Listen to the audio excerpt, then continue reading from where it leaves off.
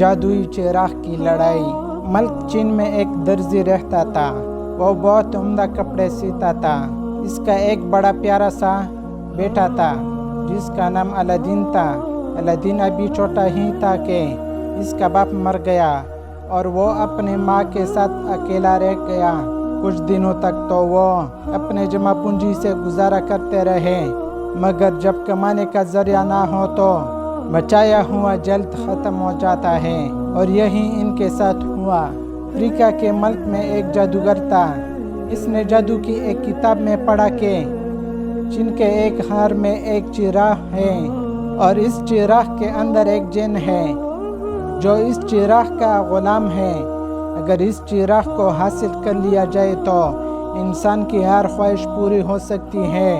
غار کا راستہ اتنا تنگ ہے کہ اس میں سے بڑا آدمی نہیں گزر سکتا، صرف دبلا پتلا لڑکا گزر سکتا ہے، اور وہ لڑکا بھی ملک چین کا ہو، جس کا باپ مر چکا ہو اور وہ غریب ہو گئے ہو۔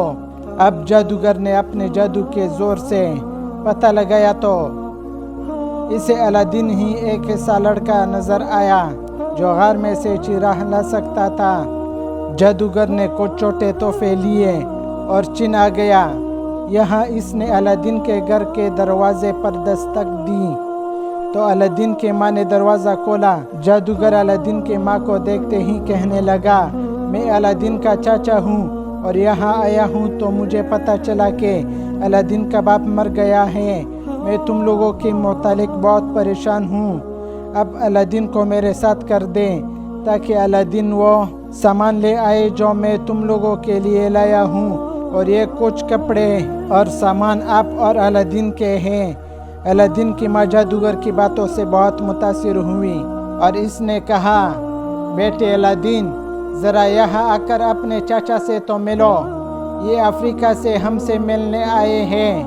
الادین بھاگا ہوا آیا اور چاچا کو سلام کیا۔ چاچا نے کہا کہ بیٹا میرے ساتھ چلو، میں تم لوگوں کے لیے بہت تحفے لایا ہوں۔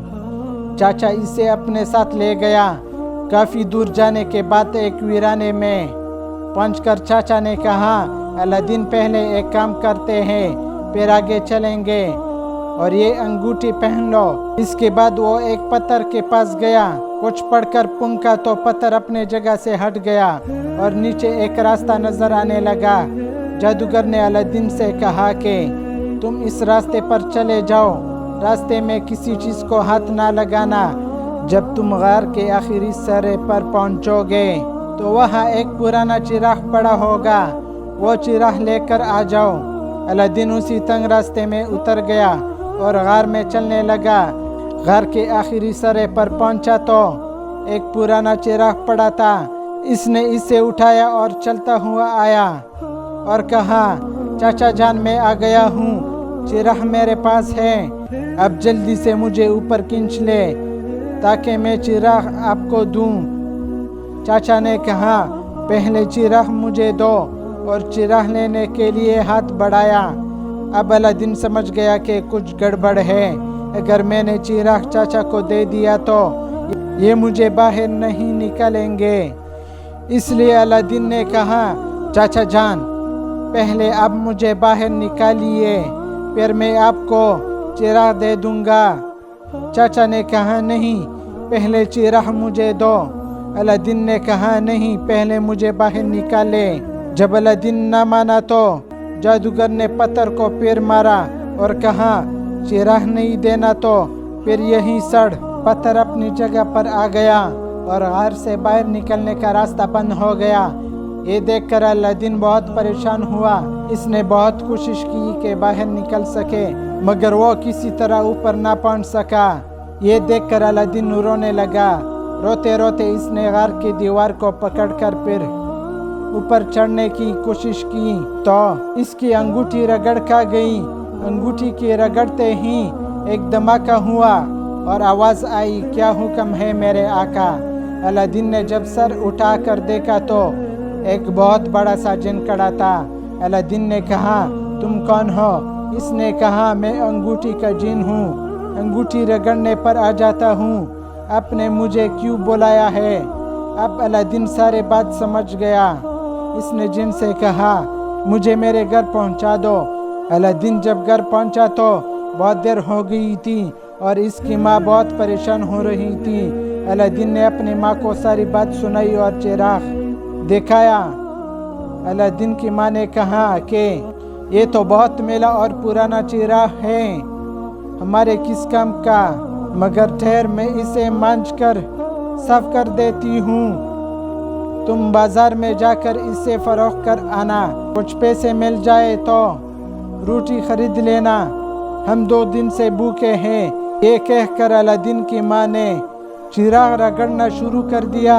جوں ہی اس نے چراغ کو رگڑا تو ایک لمبا چوڑا جن نمودار ہو گیا اور بولا کیا حکم ہے میرے آقا۔ الادین کی ماں تو جن کو دیکھ کر بے ہوش ہو گئی، مگر الادین ساری بات سمجھ گیا۔ اس نے جن کو حکم دیا پہلے ہمارے لیے گرما گرم کھانا لے کر آؤ۔ جن فوراً گرما گرم کھانا اور کھانے کی بہت سی چیزیں لے آیا۔ الادین اپنے ماں کو ہوش میں لایا۔ ماں کھانے کی اتنی بہت سی چیزیں دیکھ کر حیران رہ گئی۔ الادین نے ماں کو پوری بات بتائی۔ ان دونوں نے پیٹ بھر کر کھانا کھایا اور آگے باتیں سوچنے لگے۔ پھر انہوں نے دوبارہ چراغ کو رگڑا اور اپنے قیمتی کپڑے منگوائے اور رہنے کے لیے ایک محل بنانے کو کہا۔ محل میں فرنیچر اور دوسرا سامان سجانے کو کہا، ملازم منگوائے اور الادین شہزادوں کی طرح رہنے لگا۔ الادین کا محل بادشاہ کے محل کے سامنے تھا۔ بادشاہ یہ نیا محل دیکھ کر حیران رہ گیا۔ اس نے ان لوگوں سے ملنا چاہا۔ الادین اور اس کی ماں تحفے لے کر بادشاہ کے محل میں پہنچے۔ بادشاہ ان لوگوں سے مل کر بہت خوش ہوا۔ بادشاہ کی ایک بیٹی تھی۔ بادشاہ نے شہزادی کو ان لوگوں سے ملوایا تو شہزادی الادین اور اس کی ماں کو بہت پسند آئی۔ کچھ دن بعد الادین کی ماں بادشاہ کے پاس تحفے لے کر گئی اور اس نے بادشاہ سے درخواست کی کہ شہزادی کی شادی الادین سے کرا دی جائے۔ بادشاہ تحفے دیکھ کر ویسے بھی خوش ہو رہا تھا۔ اس نے شادی کے لیے ہاں کر دی اور کچھ ہی دنوں میں الادین کی شادی شہزادی کے ساتھ دھوم دھام سے ہو گئی اور یہ ہنسی خوشی رہنے لگے۔ دوسری طرف جادوگر اس تلاش میں تھا کہ الادین کا کیا بنا۔ اس نے جادو کے زور سے جب حالات معلوم کی تو اسے ساری باتوں کا پتہ چل گیا۔ یہ سوچ کر ہی وہ غصے سے کھل اٹھا اور جل بن گیا کہ الادین چراغ کی وجہ سے عیش کر رہا ہے۔ اس نے الادین سے چراغ لینے کی ترکیبیں سوچنی شروع کر دی۔ ایک دن جادوگر نے اپنے جادو سے معلوم کیا کہ الادین کچھ دن کے لیے بادشاہ کے ساتھ شکار کھیلنے گیا ہوا تھا۔ اب جادوگر کو چراغ لینے کا اچھا موقع مل گیا۔ اس نے ایک کباڑی کا حلیہ بنایا اور محل کے پاس آ کر آواز لگانے لگا، پرانا چراغ دیکھ کر نئے چراغ لے لو۔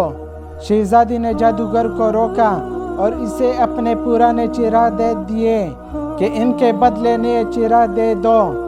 جادوگر نے نئے چراغ دیکھ کر کہا کہ اگر کوئی اور پرانا چراغ ہو تو وہ بھی لے آؤ۔ شہزادی نے محل کے ایک کونے میں پڑا ہوا جادو کا چراغ بھی لا کر دے دیا کہ یہ تو ویسے بھی بہت پرانا چراغ ہے اور کسی کام کا نہیں ہے۔ جادوگر نے جیسے ہی اس چراغ کو دیکھا تو خوشی سے سارے نئے چراغ شہزادی کو دے دیے اور پرانے چراغ کو لے کر چلا گیا۔ شہزادی نے سوچا عجیب آدمی ہے، ایک پرانے چراغ کے بدلے اتنے نئے چراغ دے کر چلا گیا۔ اب جادوگر نے ایک سنسان جگہ پر جا کر چراغ کو رگڑا تو چراغ کا جن نمودار ہوا۔ جن نے کہا کیا حکم ہے میرے آقا؟ جادوگر نے کہا الادین کے محل کو اور اس کے تمام چیزوں کو افریقہ پہنچا دو۔ جن نے کہا جو حکم آپ کا آقا اس کی تکمیل ہوگی۔ جن نے جادوگر کے حکم کی فوراً تعمیل کی۔ وہ محل اور شہزادے کو لے کر افریقہ پہنچ گیا۔ الادین بادشاہ کے ساتھ جب شکار سے واپس آیا تو وہاں نہ محل تھا نہ شہزادی۔ الادین یہ دیکھ کر بہت پریشان ہوا کہ یہ سب کیا ہو گیا۔ کافی سوچنے کے بعد اس کو یاد آیا کہ چراغ کو جادوگر لے جانا چاہتا تھا۔ آج میں گھر پر نہیں تھا تو اس کو موقع مل گیا اور اس نے چراغ پر قبضہ کر کے جن کو حکم دیا ہوگا کہ محل اور شہزادی کو جادوگر کے پاس لے جائے۔ یہ سوچ آتے ہی الادین نے انگوٹھی کو رگڑا تو انگوٹھی کا جن حاضر ہوا۔ جن نے کہا، کیا حکم ہے میرے آقا؟ الادین نے انگوٹھی کے جن سے پوچھا، شہزادی اور محل کہاں گئے؟ جن نے کہا، آپ کا محل اور شہزادی جادوگر کے قبضے میں ہیں، وہ افریقہ میں ہیں۔ الادین نے جن کو حکم دیا کہ تم فوراً محل اور شہزادی کو واپس لے آؤ۔ انگوٹھی کے جن نے کہا، آقا یہ کام میں نہیں کر سکتا، یہ کام صرف چراغ کا جن ہی کر سکتا ہے۔ الادین نے انگوٹھی کے جن سے کہا، تو پھر مجھے محل میں پہنچا دو۔ انگوٹھی کے جن نے الادین کو فوراً افریقہ میں اس محل میں پہنچا دیا۔ محل میں پہنچ کر الادین نے شہزادی کو ڈھونڈ لیا۔ شہزادی الادین کو دیکھ کر بہت خوش ہوئی اور الادین کو ساری بات بتا دی۔ الادین نے شہزادی سے پوچھا، اب جادوگر کہاں ہے اور چراغ کہاں ہے؟ شہزادی نے بتایا کہ جادوگر ابھی سو رہا ہے اور چراغ اس نے اپنے قمیض کے آستین میں چھپا رکھا ہے۔ الادین نے شہزادی سے کہا، تم جا کر چراغ لے آؤ۔